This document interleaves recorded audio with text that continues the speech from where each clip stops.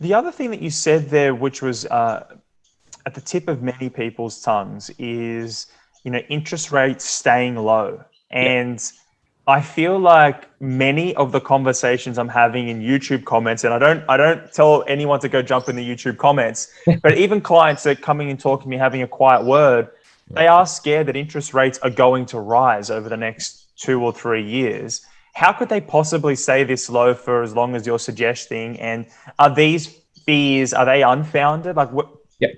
Help shed some light there. Yeah, no, that's fine. I think there's a couple of reasons that I say this, and I'm not going to get too technical with it, but the main reason that the cash rate and interest rates go up is because inflation goes up.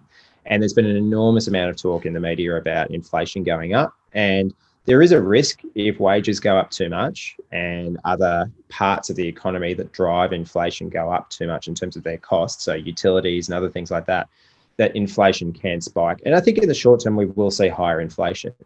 The reason, though, that I remain confident that interest rates will remain low by historic standards. Now, the important term here is low. They're not going to stay the same as they are today. They will move up eventually. Inevitably, they have to move up. We have at absolute record low interest rates, and they are designed to help stimulate the economy at the moment. So we are in stimulus mode. That stimulus mode will clearly have to slow down at some point. So as the economy normalizes and we start to move back into what I would consider a more traditional form of growth, we will see that stimulus come back. But let's put it in context. In 2007, interest rates, or the cash rate that the RBA sets, got up to nearly 6% at that stage. Now, today, it's less than 0.25%. So if interest rates were to get back to where they were in 2007, the Reserve Bank would have to increase the cash rate close to 45 times in order to achieve that. Now, the reason that they won't do that is that, one, that the federal government here and governments around the world are issuing bonds at 50, 100, 150 basis points because they need cheap debt to fund a lot of their spending. So that will keep interest rates low. That will suppress global interest rates for some time. So I think what you'll end up with is that interest rates will rebound. They'll probably rebound to somewhere between 100 to 200 basis points, depending on how strong the growth and inflation is.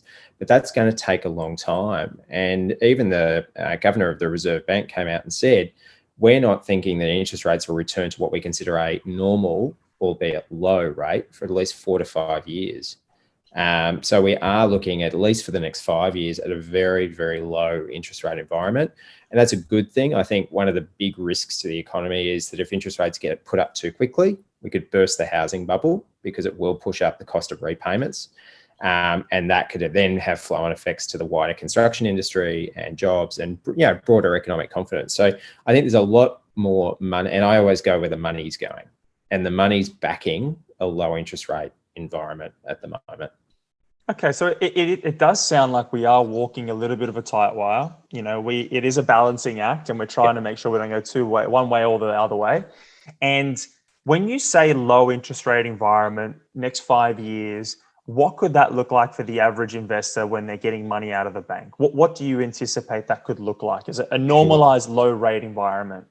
I think we're going to continue to see investors moving away from the traditional asset classes such as equities, although equities have been delivering fantastic returns in the last couple of years, particularly for the tech sector, but fixed income. So things like bonds and, high interest savings account. I think a high interest savings account now barely delivers you 2%. So I think we're still going to see appetite from investors for yield hunting. They're going to be looking at asset classes that can deliver that sort of 4, 5, 6% yield. Investor expectations, I think, have really changed as well. So, after the GFC, investors looking at, say, commercial real estate probably wanted an income yield of about 6 to 10%, somewhere in that range. Now they're comfortably accepting anywhere from 4 to 6%, and that's still considered, at low risk, like a core investment. And that's still considered, fairly healthy by today's standards when you compare it against bonds. But obviously, as bond yields and interest rates start to move back up, that spread will still be top of mind for investors. And I think in that situation, commercial real estate is still in a strong position to deliver that 4, 5, 6% income dividend over the long term, particularly if we're going to see those really strong economic conditions I talked about. Okay, so for people that are out there thinking about trying to normalize or rationalize what a good rate of return is on, say, residential real estate, if they can secure 4, 5, 6%, these are good. This is a good sort of a gross yield for them to go and secure, especially if they're going and getting bank debt at 2 or 3%.